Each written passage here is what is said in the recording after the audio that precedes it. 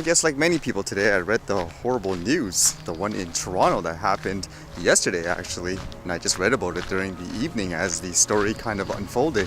It was about somebody who took a van and he literally drove over people, literally. To my understanding, there were about 9 or 10 deaths, I believe, and a lot of people injured. And this one here says, accused in Toronto van attack to face a 14th attempted murder charge. One victim ID is Anne-Marie D'Amico. 3 4 nationals also confirmed dead. It says the person's name is Alek Minassian, and he was charged with 10 counts of first-degree murder, 13 counts of attempted murder. For the motive, it says there's no evidence of a, quote, national security element. So they don't think it has anything to do with, like, say, terrorism or something like that. They just believe it's some guy, for whatever reason, just raging at, society, if that's what you want to say.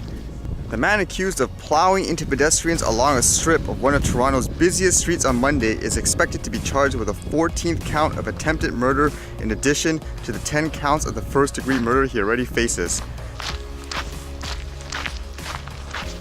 Alek Minassian, 25, of Richmond Hill, Ontario, was arrested after a white van left a trail of death and injury down a busy stretch of the Yonge Street in North Toronto.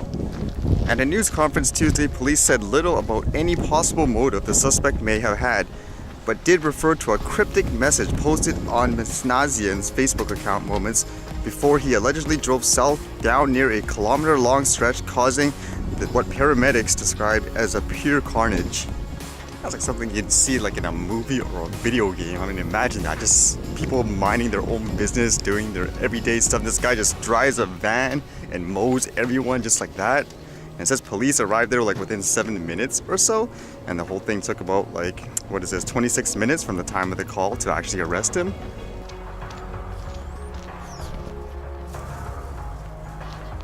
One thing I personally found amazing about this is that the cops didn't actually shoot him, because if you see the videos that were posted, like what people captured, it seemed like when the guy got out of the van, he was provoking the police or maybe faking like he had a gun or something, and he wanted the police to actually shoot him.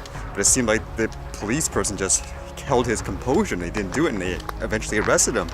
Man, I don't know how that guy did it, because I would imagine in most cases the instinct for people would be to shoot because you think he has a weapon, right?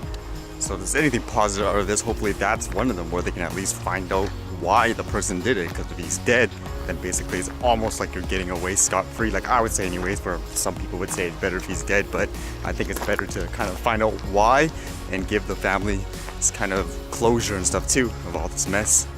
For the motive, the only thing that I can see that seems to be consistent what people are saying anyways, it has something to do about maybe he felt rejected because he's been unsuccessful in terms of, I guess, having a relationship with women.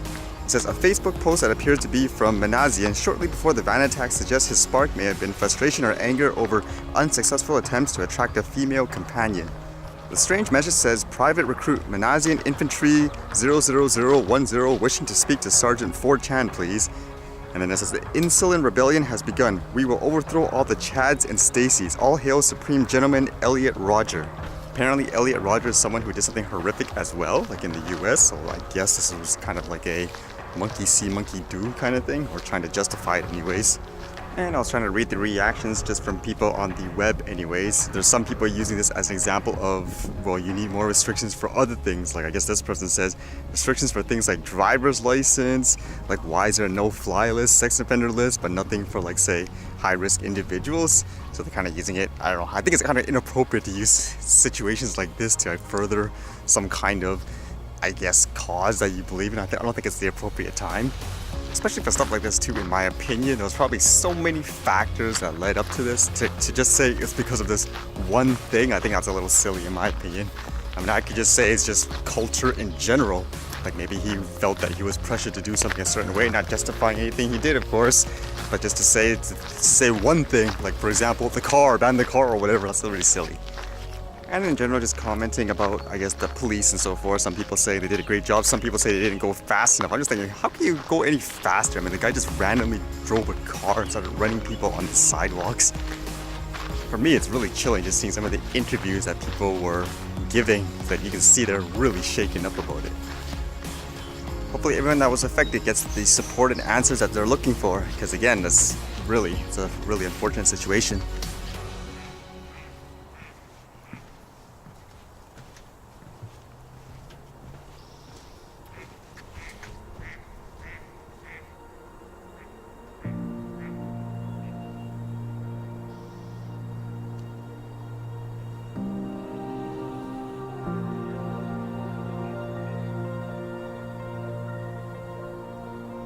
Looks like it's cleaning itself. Looks like the bright colored blossom's pretty much gone in this one.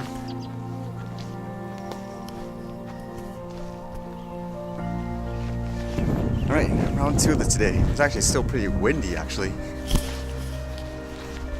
Talk about things like drones and cameras and stuff where people are always paranoid that you're trying to capture them. I'm just trying to capture the field with the flowers, and then all of a sudden I see like, what the heck is this? And apparently I can see from here there's some topless guy sleeping on the table, and I'm like, to me it would be like, get out of my shot.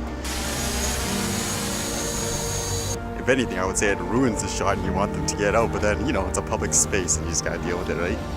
Or if you do want the space just for yourself, not for anyone else, then you book it out. I think I got a lot of some peaceful footages and stuff, that's what you want to call it, some neat shots.